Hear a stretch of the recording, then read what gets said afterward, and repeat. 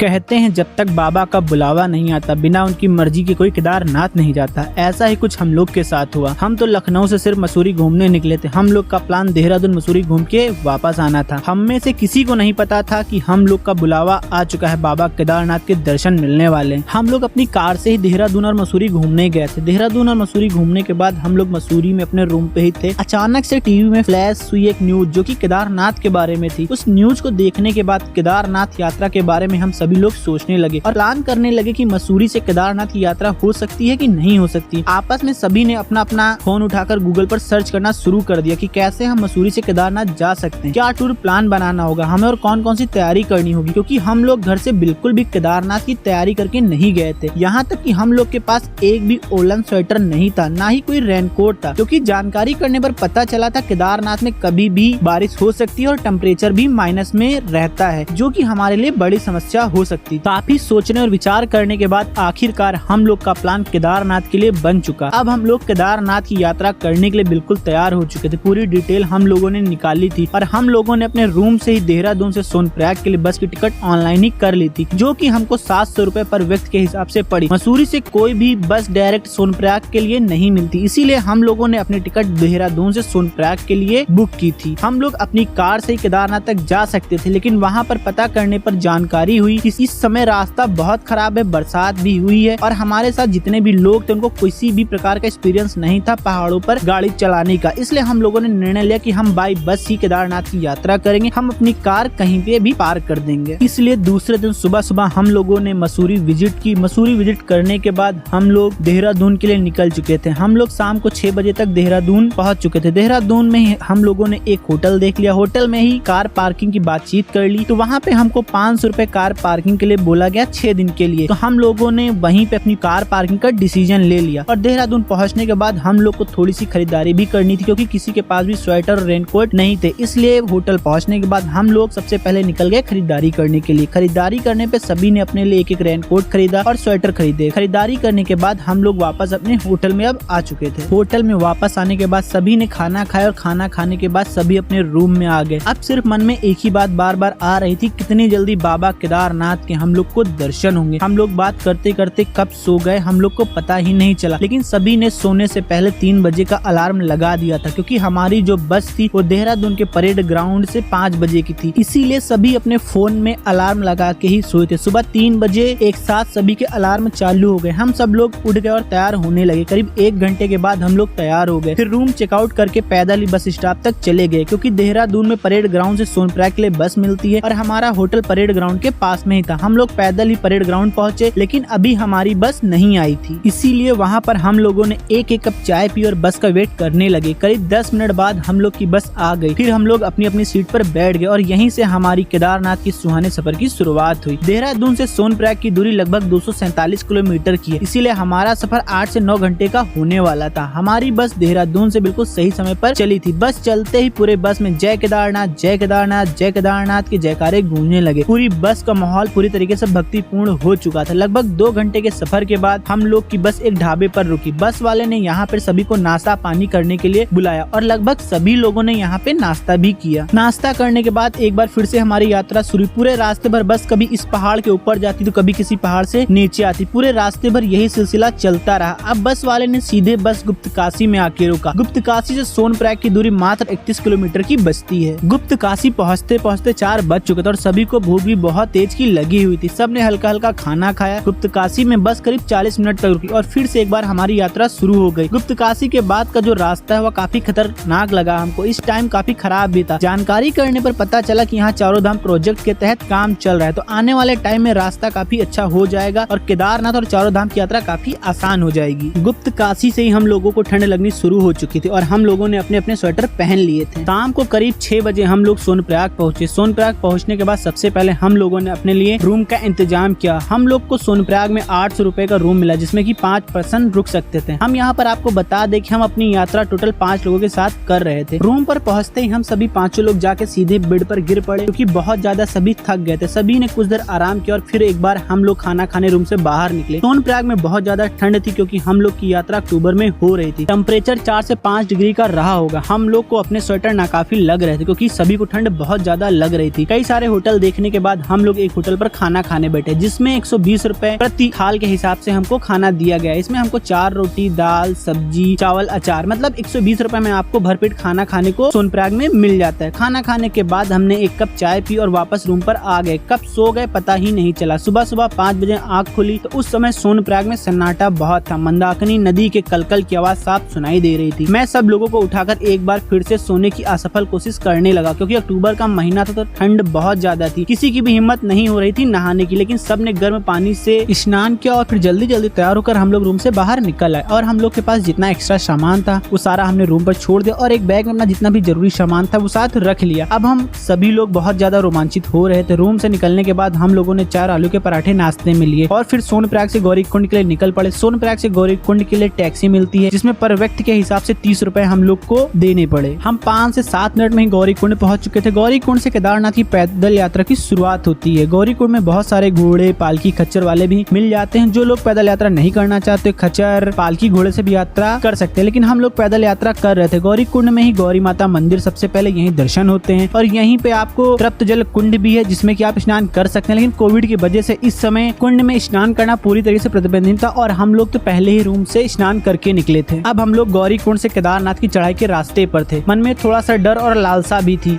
क्योंकि 2013 में केदारनाथ में बहुत बड़ी तबाही आई थी। अभी हम गौरीकुंड के बाजार से बाहर निकले ही थे कि चढ़ाई शुरू हो गई। अभी रास्ते में बहुत कम लोग थे, ठंडी ठंडी हवा चल रही थी। हम सब ने स्वेटर, टोपी, ग्लव्स पूरी तरीके से अपने बदन को ढक रखा था। रास्ते में बाईं तरफ ऊंचे ऊंचे पहाड़, दाईं तरफ मंदाकिनी नदी की गहरी गहरी घाटी, दूसरी तरफ फिर ऊंचे पहाड़, हर तरफ बस पहाड़, पहाड़ों के ऊपर से बड़े बड़े पेड़ और कहीं कहीं पे बहुत ही ऊंचाई से गिरते हुए खूबसूरत झरने नजर आने शुरू हो गए थे। हम सभी लोग रास्ते भर इन्हीं झरनों का पानी पी रहे थे, जो कि पूरी तरीके से पीने योग्य था। इन रास्तों पर चलते हुए मन में बहुत ही शांति महसूस हो रही थी। कुछ लोग कहते हैं धरती का स्वर्ग कश्मीर में, लेकिन मैं तो कहूँगा अगर कहीं शांति और सुकून है तो बस यही है। एक बार आकर देखिए, मन प्रसन्न हो जाएगा, वापस जाने का मन नहीं करेगा। हम लोग कभी बैठते कभी धीरे धीरे चलते आधी दूरी पर आ गए थे, लेकिन इसको आधी दूरी कहना बेईमानी होगा, क्योंकि पहले यह जगह दोनों तरफ से बराबर थी। यहाँ से 7 किलोमीटर दूर केदारनाथ और यहाँ से 7 किलोमीटर दूर गौरीकुंड पड़ता है। लेकिन 2013 में आई आपदा ने केदारनाथ ऊपर जाने वाले रास्ते को पूरी तरीके से नष्ट कर दिया था, तो अब ठीक भी नहीं किया जा सकता। अब यह मंदाकिनी पार करके नया रास्ता बनाया गया, जो कि 9 किलोमीटर का है। इस स्थान को रामबाड़ा कहते हैं। 2013 में जब आपदा आई थी तो रामबाड़ा पूरी तरीके से बर्बाद हो गया था, जिसके निशान आज भी देखे जा सकते हैं। रामबाड़ा का पुल पार करते ही छोटी सी होटल थी, वहीं पर हम लोग बैठ के थोड़ा सा रेस्ट किया और खाना खाया। खाने में हमने यहाँ पे 1 प्लेट मैगी और पराठे यहाँ पर आपको बहुत ही आसानी से मिल जाएंगे। यहाँ पर आपको 50 रुपए प्लेट के हिसाब से मैगी और 50 रुपए प्लेट के हिसाब से आलू के पराठे मिलेंगे, जो कि बहुत ही टेस्टी होते हैं। इस समय करीब 1 बज चुके थे, मौसम में बिल्कुल साफ था। पेट पूजा करने के बाद एक बार फिर से हमारी पैदल यात्रा शुरू हुई। इस बार का जो रास्ता था बहुत ज्यादा चढ़ाई वाला था। हम लोग बैठते, उठते, खाते, पीते पैदल यात्रा करते जा रहे थे। आगे जाके एक जगह बहुत बड़ा ग्लेशियर भी देखने को मिला। यहाँ पर एक बार फिर सभी रुके और अपनी अपनी फोटो क्लिक करवाने लगे। यहाँ से करीब केदारनाथ मंदिर की दूरी 3 किलोमीटर की बची होगी। कुछ देर बाद फिर से हमारी पैदल यात्रा शुरू हो गई। लगभग 5 बजे तक हम लोग बेस कैंप पहुँच गए थे। यहाँ से केदारनाथ की चढ़ाई खत्म हो जाती है और मंदिर के हल्की हल्की ढलान की शुरुआत हो जाती है। बेस कैंप में रुकने की सारी व्यवस्था की जाती है। केदारनाथ यात्रा जब शुरू होती है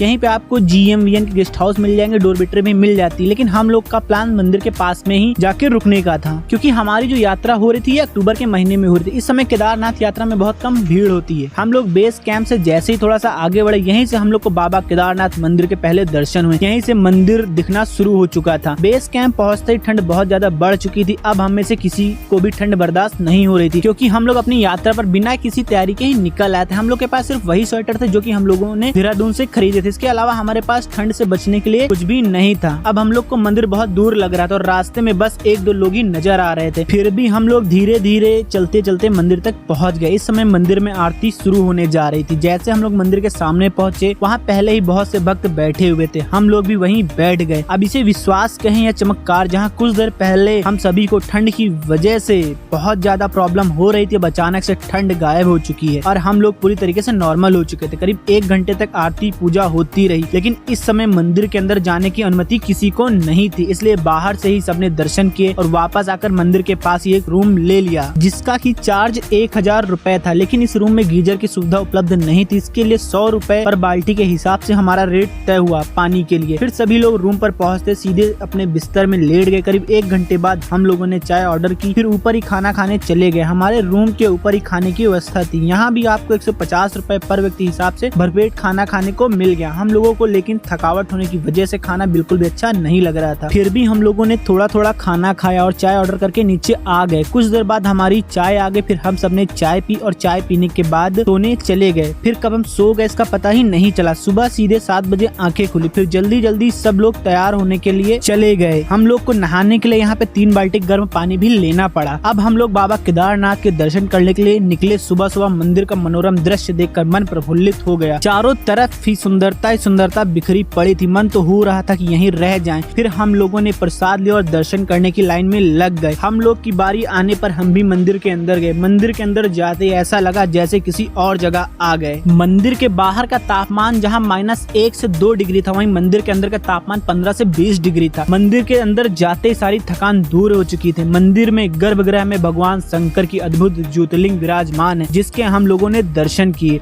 और दूसरे दरवाजे से बाहर आ गए। फिर काफी देर तक हम लोग मंदिर के बाहर ही बैठे रहे, कुछ फोटो क्लिक कराई और मंदिर के पीछे भीमशिला के भी दर्शन करने गए। कहते हैं 2013 में जब आपदा आई थी, इस भीमशिला की वजह से मंदिर को कोई भी नुकसान नहीं हुआ था। उसके बाद फिर से हम लोग रूम पर आ गए और फिर से ऊपर चाय नाश्ता करने चले गए कि अचानक से मौसम खराब होने लगा। चारों तरफ से बादल दिखने लगे और अंधेरा छा गया और फिर हल्की हल्की बर्फबारी होने लगी। बर्फबारी को देखते ही हम सबके चेहरे चमकने लगे कि बाबा पूरी तरीके से मेहरबान है आज हम लोगों पे। हम लोग ने नाश्ता किया, फिर अपने अपने रेन कोट पहने और बर्फबारी में वापसी की योजना बनाई, क्योंकि सभी को बर्फबारी का भी आनंद लेना था। करीब 3 किलोमीटर तक हम लोग बर्फबारी में ही पैदल यात्रा करते रहे। जो पर्वत जाते समय हम लोग को हरे भरे दिख रहे थे, अब आते समय रुई जैसी बर्फ से ढक चुके थे। शाम तक पैदल यात्रा करके हम लोग फिर से वापस आ गए सोनप्रयाग और दूसरे दिन सोनप्रयाग से देहरादून आ गए। इस तरह हम लोग को बाबा केदारनाथ के दर्शन हुए। एक बार फिर से बाबा केदारनाथ जाने की तमन्ना है। देखते हैं बाबा कब अपने दरबार में अपने इस भक्त को बुलाते हैं। तो दोस्तों, यह था हमारा केदारनाथ की पहली यात्रा का संपूर्ण यात्रा वर्णन। तो कैसा लगा आपको हमारा ये वीडियो कमेंट में बताएं जरूर। और कौन कौन भक्तगण केदारनाथ यात्रा पर जाना चाहता है कमेंट में जय बाबा केदारनाथ जरूर लिखे, बाबा उसको जरूर बुलाएंगे। और दोस्तों, अगर अभी तक आपने हमारे चैनल को सब्सक्राइब नहीं किया तो हमारे चैनल को सब्सक्राइब कर दें, बेल आइकन को प्रेस कर दें, क्योंकि हमारे चैनल पर यात्रा से जुड़े ऐसे इन्फॉर्मेटिव वीडियो बराबर अपलोड होते रहते हैं। तो दोस्तों, मिलते हैं किसी और यात्रा पर किसी और दिन। तब तक के लिए जय Kedarnath. Subscribe now and press the bell icon. Never miss an update.